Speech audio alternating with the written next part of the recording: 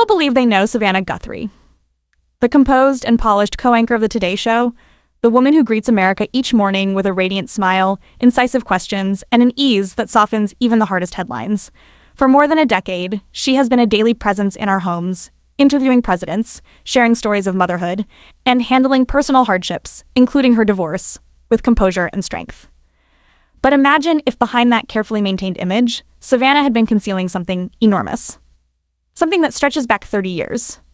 To a time before the cameras, before national recognition, before she became synonymous with NBC mornings. A secret guarded so meticulously that even those closest to her, her siblings, her former husband, perhaps even her children, never suspected it. Not a sensational tabloid scandal of affairs or public disgrace, but something far more complex and layered.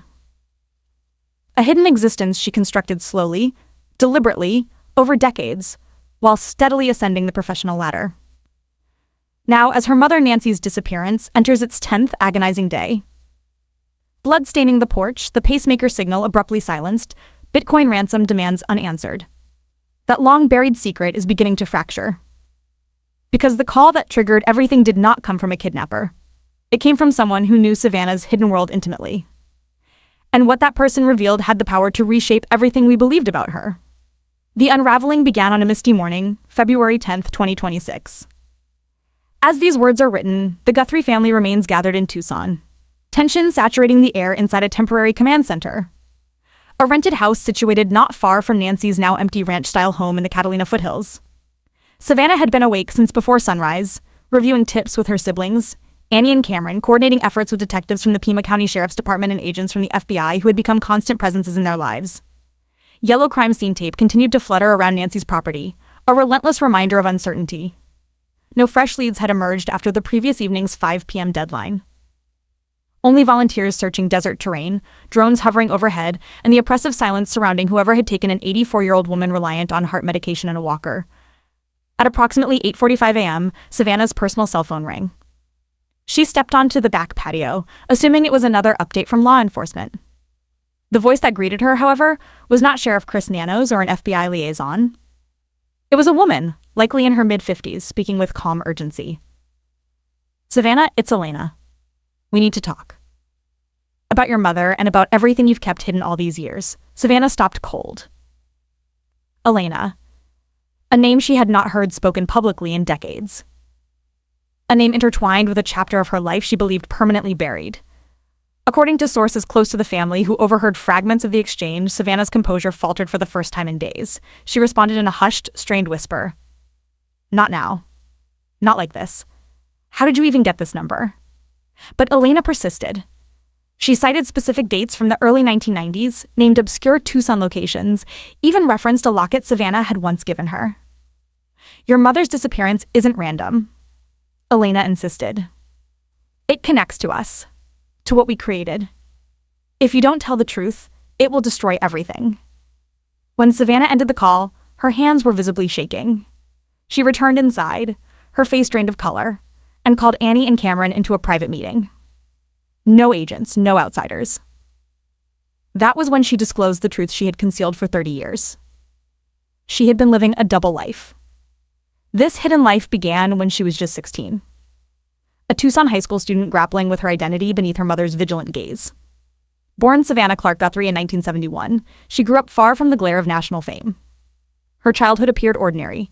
Suburban Tucson public school, a tightly bonded family navigating the early loss of her father to a heart attack when she was 16. Nancy Guthrie became the steadfast center of the household, raising Savannah, Annie, and Cameron with faith, humor, and uncompromising expectations. "Choose joy," Nancy often said, confronting adversity without complaint. Yet to teenage Savannah, that strength sometimes felt like pressure.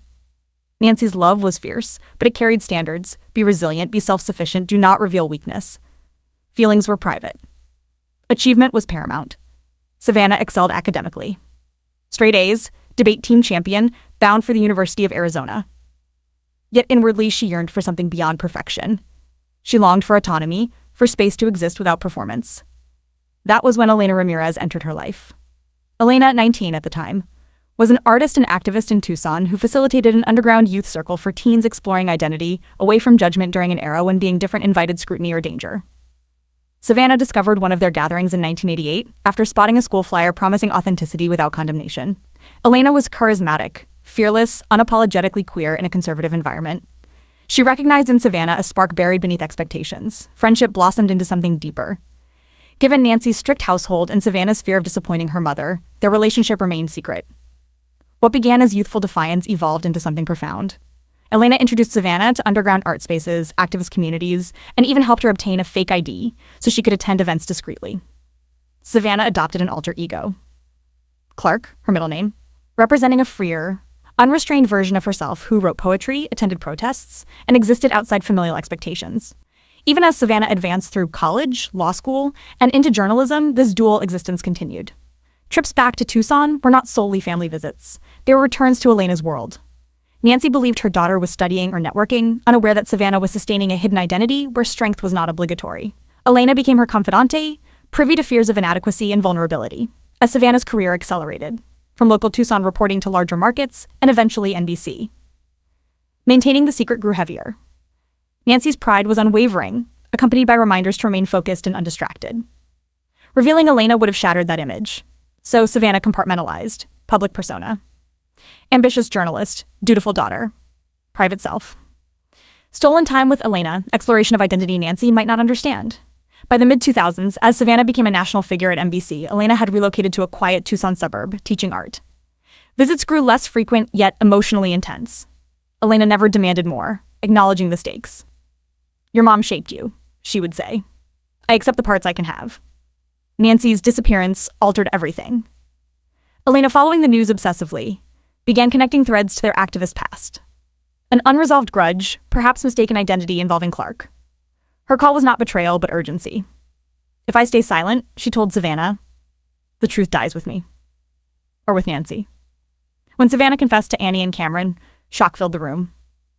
"I've lived 2 lives since I was 16, she admitted. Mom never knew. Annie questioned how this connected. Cameron paced, incredulous. Savannah explained the meetings, the alter ego, the dread of Nancy's disapproval. "Elena was my escape," she said, "my hidden self." The confrontation lasted hours. Tears, disbelief, questions. Annie wept, asking how Savannah could conceal this for decades. Cameron pressed whether Elena was involved in the disappearance. Savannah insisted she was not. Elena feared an old activist connection resurfacing. Possibly someone targeting Nancy mistakenly or out of vengeance. The FBI was informed. Elena's name entered the investigative file. But the deeper fracture was emotional. Savannah's concealed life, born from Nancy's rigid love, now seemed entangled in the crisis. That evening, Savannah sat alone on the patio. A text from Elena read, "I'm sorry.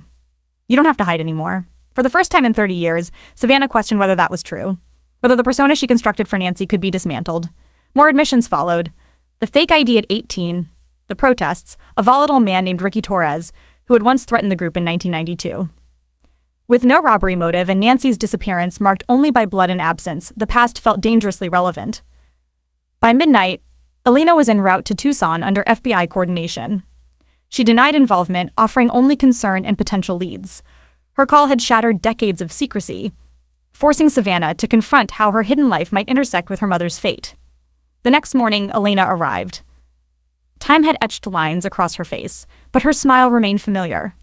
She embraced Savannah as Annie and Cameron observed. "You don't have to hide anymore," Elena said softly. Savannah broke down quietly, not for cameras, but for herself. Elena surrendered photographs, letters, and a handwritten list of activist names. Ricky Torres circled. Records indicated he was recently back in Tucson. A neighbor reported seeing someone matching his description near Nancy's neighborhood weeks prior. It was not proof, but it was a thread.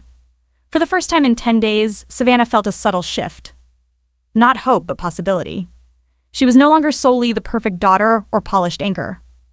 She was Clark, too. Flawed, frightened, authentic. And perhaps that wholeness could help bring Nancy home. As sunset bathed the desert mountains, Savannah and Elena stood quietly together. "You hid me for 30 years, Elena said gently. But you never stopped loving me." For the first time since adolescence, Savannah did not feel compelled to apologize for existing. Somewhere beyond the desert horizon, Nancy remained missing. But the daughter she raised to be indestructible was finally learning that vulnerability was not weakness. And maybe that realization marked the beginning of bringing her home. What do you believe happens next? Could an old activist vendetta truly explain Nancy's disappearance? Share your theories. If this story resonated, engage and stay tuned. The next chapter promises even more revelations.